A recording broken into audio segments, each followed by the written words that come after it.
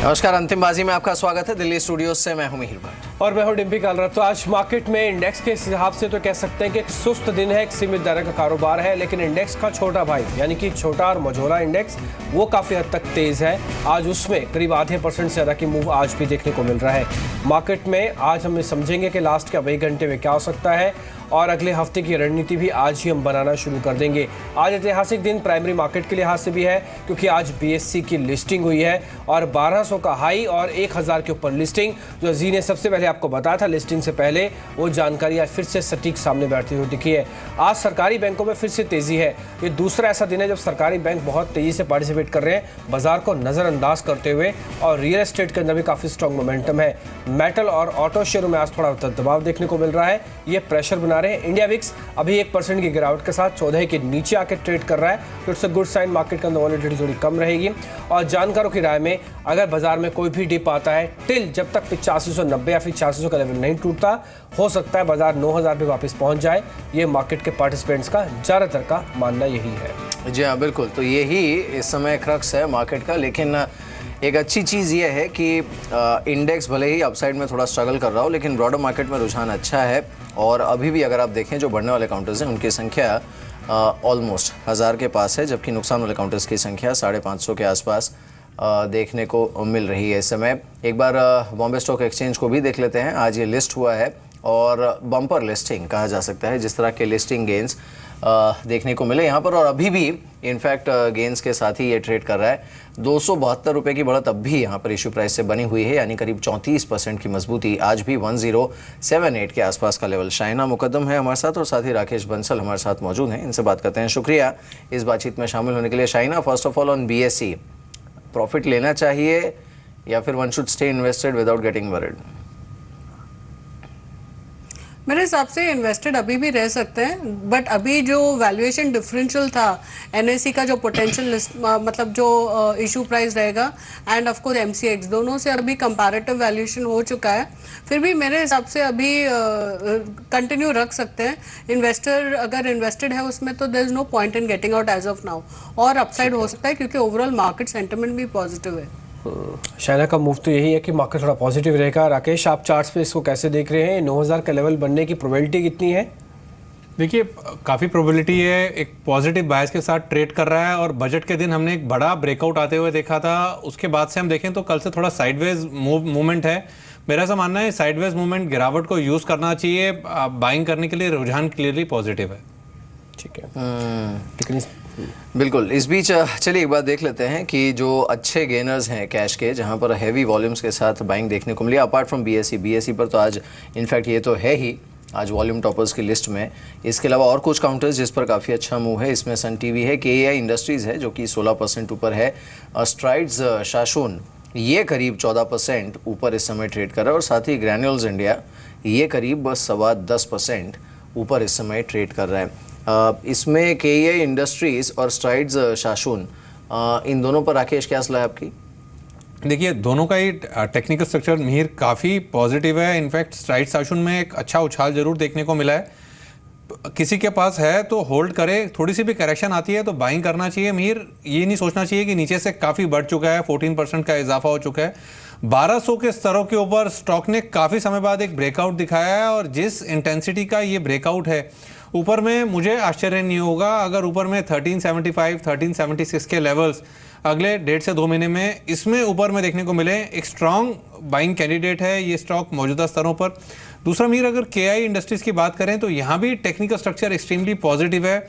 Already एक बड़ा breakout 158 rupees के ऊपर देखने को मिल चुका है। किसी के पास है तो होल्ड करें। कोई करेक्शन आती है स्टॉक में तो करेक्शन को यूज़ करें बाइंग करने के लिए। ठीक है कि इंडस्ट्रीज के नंबर्स कल आए थे, उसका रिएक्शन आज स्ट्रॉन्ग देखने को मिल रहा है। और अभी थोड़ी देर पहले स्ट्राइड्स शाशून के जो नंबर्स आया उसने एक तो सडन स्पाइक इसको दिया, और राकेश ने आपको दोनों पे टेक्निकल लेवल्स भी दे दिए कि इनके अंदर और भी स्ट्रेंथ आ सकते। दोनों का स्ट्रक्चर काफ़ी स्ट्रॉन्ग है। बिल्कुल। इस बीच चलिए, आज रेलवे का पिंक पेपर सदन में पेश हुआ है, जिसमें रेलवे का अगले 1 साल का रोड मैप दिया गया है, और इस पर बातचीत करने के लिए हमारे साथ रेलवे बोर्ड के financial commissioner mister Shahzad Shah मौजूद हैं। उनसे बात करते हैं। कुछ जो की हाइलाइट्स हैं वो भी एक बार आपको बता देते हैं। जो प्लान्ड आउटले है वो 1,31,000 करोड़ के आसपास का है। मिस्टर शाह, शुक्रिया हमारे साथ इस बातचीत में शामिल होने के लिए। फर्स्ट ऑफ ऑल, ये जो 1,31,000 करोड़ के आसपास का प्लान्ड आउटले है, ये किस तरह से डिप्लॉय किया जाएगा?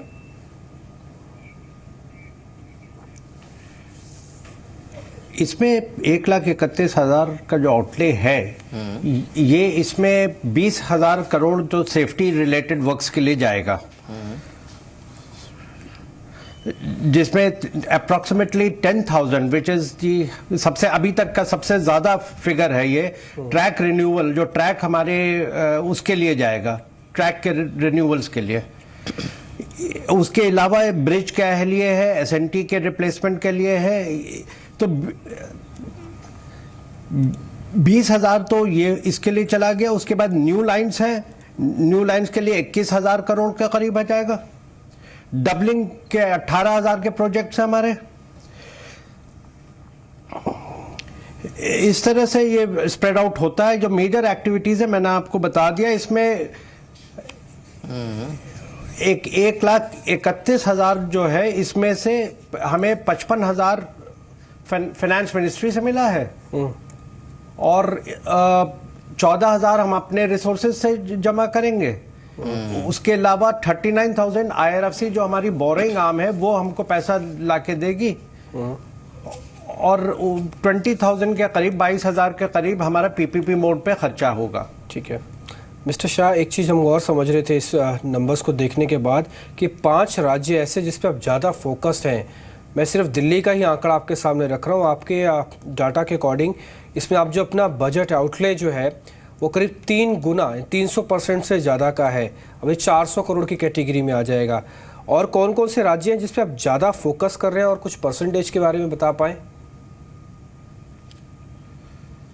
नहीं, परसेंटेज तो अभी मैं आपको नहीं बता पाऊंगा, क्योंकि ये हमारी जो इंजीनियरिंग विभाग है, वो उसका जो वर्क आज प्लेस हो गया पार्लियामेंट में, तो अब वो स्टेट वाइज आंकड़े निकलेंगे और उसके बाद ही बता पाएंगे। लेकिन हमारा जो मेजर अभी थ्रस्ट है वो नॉर्थ फ्रंटियर रीजन में है और उसके हर स्टेट में इक्वल डिस्ट्रीब्यूशन और जो आंकड़े हैं वो बढ़ ही रहे हैं, क्योंकि हमारा जो कैपेक्स था वो 50 से 1 लाख हुआ करोड़, 1 लाख से 1,21 हुआ और अब 1,31 हो गया है। तो हर स्टेट में वो उसका फायदा होगा। बिल्कुल सर, इस बार बजट में एक चीज़ कही गई थी कि कई जो SPVs हैं या फिर सब्सिडरीज हैं रेलवे की, उन्हें भी लिस्ट किया जाएगा, इंक्लूडिंग IRCTC, IRFC। इसका रोड मैप क्या है? जी, रोड मैप अभी शुरुआत होगी उसकी। अभी तो उस पर डेलिब्रेट करेंगे हम और उसमें डिसइन्वेस्टमेंट कितना होगा, क्या लिस्टिंग के लिए भी प्रोसेस जो होता है उसमें 2-4 महीने लग जाते हैं। तो अभी तो हम शुरुआत करेंगे। ये प्लानिंग अभी हुई नहीं थी, अब बजट के अनाउंसमेंट के बाद अब प्लानिंग शुरू होगी इसकी। ठीक है सर, हालांकि जो ऑपरेटिंग कॉस्ट होती है आप 5 साल के हिसाब से उसको डिवाइड करते हैं, लेकिन फिर भी 1 साल का रोड मैप है। कितना फ़र्क आ जाएगा इस आउटले के बाद? अभी शायद 94 रुपीज़ के आसपास है हर 100 रुपये पे। ये कितना और कम हो सकता है?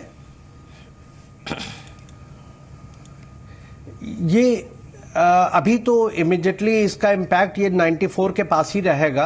अगले साल का हमारा प्रोजेक्शन भी ऑपरेटिंग रेशियो का जो है वो 94 का ही है, 94.5 का है। इसका इम्पैक्ट जब तक जो लाइन कैपेसिटी हमारी बढ़ जाएगी, जो हमारे इंफ्रास्ट्रक्चर वर्क्स हैं कंप्लीट हो जाएंगे, उसके बाद हमारा रेवेन्यू उससे आना शुरू हो जाएगा। जब वो शुरू हो जाएगा तो उसका इम्पैक्ट ये होगा कि हमारा ऑपरेटिंग रेशियो धीरे धीरे नीचे जाना शुरू हो जाएगा। ठीक है सर, ये रेलवे डेवलपमेंट अथॉरिटी कब तक बन सकती है? क्योंकि किराए को लेकर बीच बीच में कहीं ना कहीं खबरें आती रहती हैं। ये अथॉरिटी का गठन कब तक हो सकता है? अभी तो वक्त लगेगा, 2-4 महीने में हो जाना चाहिए। ठीक है सर, LIC से भी हो गया उसका। ठीक है, आप LIC से भी कुछ एक पैसा जुटाते हैं क्या इस बार? वहां से भी कुछ रकम जुटाएंगे क्या? हाँ, LIC से हम 18,000 करोड़ के करीब हम उठाने के प्लान है। जी ठीक है। चलिए सर, शुक्रिया हमारे साथ इस बातचीत में शामिल होने के लिए। Thanks for joining us. एक बार रेलवे के स्टॉक्स को भी देख लेते हैं। हमारे साथ शहजाद शाह जुड़े थे, फाइनेंशियल कमिश्नर रेलवे बोर्ड के। एक बार देख लेते हैं जो रेलवे के स्टॉक्स है। इसमें कालिंदी रेल थोड़ा सा नेगेटिव है, कर्नेक्स पर भी मामूली रुझान, एक्चुअली क्योंकि अलग से रेलवे बजट पेश नहीं होता है तो उसकी कई अनाउंसमेंट्स ऐसी होती हैं जिसके चक्कर में ये स्टॉक्स चलते थे। मजा रह गया इस बार वो मजा रह गया इस बार। लेकिन कोई स्टॉक आपके रडार पर है क्या इसमें, शाइना? देखिए, एक्चुअली वो काफ़ी अच्छा बजट है इन टर्म्स ऑफ स्पेंडिंग का, एटलीस्ट प्रपोजल सेफ्टी पे and I hope capacity expansion पे। तो to that extent I would prefer, जैसे राने ब्रेक्स हो तो वहाँ पर रेलवे से ऑर्डर आने की अच्छी उम्मीद है। एंड ऑफ कोर्स जो फेवरेट टीटागढ़ वैगन्स हैं वहाँ पर भी I think as expansion takes place, नए लाइंस लगते हैं तो उस हिसाब से वहाँ पर भी ग्रोथ हो सकता है। नंबर्स भी अच्छे आने की उम्मीद है बिकॉज लास्ट ईयर उन्होंने एक्चुअली लॉस बनाया था ये कॉरेस्पॉन्डिंग क्वार्टर में, तो ऑप्टिकली भी अच्छा दिखेगा। बिल्कुल। चलिए, इस बीच इसी पर बातचीत करने के लिए हमारे साथ कर्नल एलवी राजू भी मौजूद हैं, एमडी कर्नेक्स माइक्रो सिस्टम्स के। Sir, thanks for joining us. And you know, the total outlay which has been tabled in the house today as a part of the railways pink book is almost of 1.31 lakh crore, and almost 20,000 crore out of that is going to be used or utilized in the safety related projects. I mean, is this figure sufficient enough, and is it doable, this 1.31 lakh crore? Hello. Sir, can you hear me? Yeah, I can hear you. Yeah, okay. So, did you hear my question? Hello. Sir, can you hear me? Yeah. Okay. So, the pink book of the railway budget has been tabled in the house today, and the total outlay is of 1.31 lakh crore, out of which 20,000 crore will be utilized for safety related projects. What is your reaction on that? I think it's a wonderful thing to happen because all these years we didn't have enough funds for doing the safety, look after safety aspect in the railways. With the 20,000 being made available every year, next 5 years, totaling 1 lakh crore, very positive things. Two things that time collision avoidance system plus interlocking systems and plus couple of other related safety like CPWS and other things. I'm sure they're going to be implemented very soon. That's what I expect so. All right.